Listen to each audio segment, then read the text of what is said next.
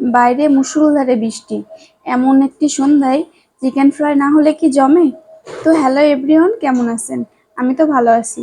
তো এই যে চলে আসলাম, একটু চিকেন ফ্রাই বানাবো। তো প্রথমে 1 চামচ পেঁয়াজ বাটা, 1/2 চামচ আদা বাটা, 1/2 চামচ রসুন বাটা আর 2 টেবিল চামচ সয়া সস ভালোভাবে মিশিয়ে নিলাম। তারপর তার ভিতরে লবণ, ধনিয়া, জিরা, লাল মরিচের গুঁড়া আর একটু তেল আর সামান্য গরম মশলার গুঁড়া আর একটু গোলমরিচের গুঁড়া সবকিছু দিয়ে ভালোভাবে একটা একটা পেস্ট তৈরি করে নিছি। তারপর একটা সোনালী মুরগি 4 টুকরা আর কি দিয়ে নেব, নিয়ে এর সাথে ভালোভাবে মিশিয়ে নিব। মিশিয়ে 10 মিনিট মতো রেখে দিয়েছিলাম। তারপরে একটা পাত্রে আটা, যদিও ময়দা দিলে ভালো হয় কিন্তু আমার বাসায় আটাই ছিল আপাতত, তাই দিছি।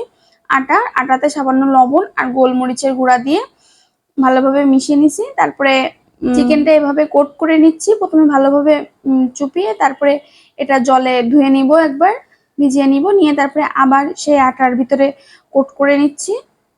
এভাবে চেপে চেপে কোট করতে হবে, না হলে পর্যায়ে আর কি লাগবে না। তো এই যে হয়ে গেছে, এভাবে বাদ বাকি দুইটাও আর কি করে নিচ্ছি। তো আর কি আসলে ময়দাটা মাখার সময় একটু চেপে চেপে করলে জিনিসটা আর কি ভালো হয়। তো আমার 3টা চিকেন কোট করা হয়ে গেছে। এবার একটা ওদিকে কড়াইতে আর কি তেল গরম করতে দিয়ে দিছি। এখন আমার তেলটাও আর কি গরম হয়ে গেছে। একটু তেলটা বেশি করে দিতে হবে আর কি, দিলে জিনিসটা ভালোভাবে ভাজা হবে। অল্প তেল দিলে কিন্তু জিনিসটা একটু পোড়া টাইপের হয়ে যাবে, আর একটু সময় নিয়ে ভাজতে হবে।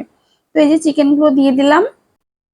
এবার গ্যাসের আঁচটা একটু লো ফ্লেম করে দিব, দিয়ে একটু সময় নিয়ে ধীরে সুস্থে ভাজতে হবে, না হলে জিনিসটা গোল্ডেন ব্রাউন কালার হবে না, দ্রুত আর কি পুড়ে যাবে আর ভিতরে চিকেনটাও একটু কাঁচা থেকে যাবে। তো এই যে আমি 2 পিঠ প্রায় 15 মিনিট মতো ভাজছিলাম।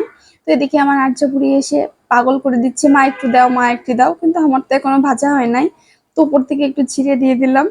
যাই হোক, বাচ্চারা থাকলে এমনই করে, আমার ভালোই লাগে, আমার বিরক্ত লাগে না। তো এই যে হয়ে গেছে আমার এপিট ওপিট গোল্ডেন ব্রাউন করে প্রায় 15 মিনিট আমি ভাজছি অল্প আছে। তো এই যে আমার রান্না হয়ে গেছে।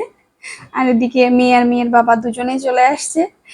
অন্য গ্যাসের চাটা বসিয়ে দিছি। তো এই যে হয়ে গেছে, ভালো থাকবেন, টাটা।